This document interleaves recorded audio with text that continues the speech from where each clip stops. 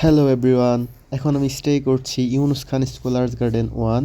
Basically এখন আমাদের semester break চলতেছে। Today is 29 December. হলে দেখতে পাচ্ছেন কোথাও কেউ নেই, পুরা হল খালি। গুটি কয়েক স্টুডেন্ট আছে যাদের হচ্ছে সামনে ডিফেন্স বোর্ড আছে। এবার হচ্ছে ডিফেন্স বোর্ডটা probably 5th or 6th January, that's why তারা অনেকেই হল থেকে যায়নি। ওই গুটি কয়েক স্টুডেন্ট আছে আর আমরা আছি।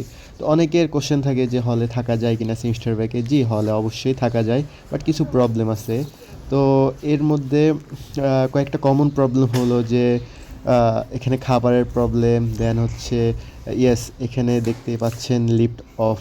সো আপনার হচ্ছে পায়ে হেঁটে নিচে নামতে হবে। এখন আমি সিঁড়ি দিয়ে নিচে নামছি।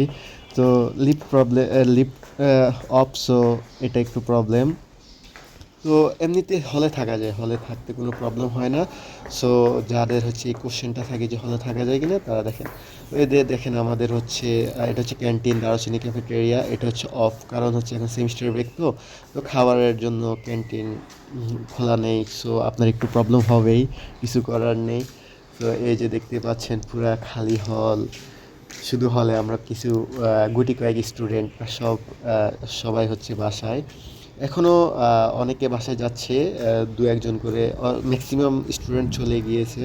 সো দু একজন এখনও আছে যারা হচ্ছে এখনও তাদের কাজ শেষ, হয়তো এখন বাসায় যাচ্ছে। এই যে দেখতে পাচ্ছেন। সো আমি একটু বাহির হয়ে একটু বাইরে দেখাচ্ছি যে মানে এদিকের অবস্থা কেমন। এই যে দেখেন সব দোকানপাট অফ। মানে আমরা তো হচ্ছে এখানে হোটেলে খেতে হয়। সো সবগুলো হোটেল অফ, জাস্ট একটা হোটেল ওই পাশে খোলা পেয়েছি, আর ওটা হচ্ছে অষ্টব্যঞ্জন। অষ্টব্যঞ্জন হোটেলটা হচ্ছে জাস্ট খোলা পেয়েছি, আর সবগুলা অফ। এই হলো আমাদের অবস্থা। হলে আপনি অবশ্যই থাকতে পারবেন, বাট খাওয়ার প্রবলেম হবে।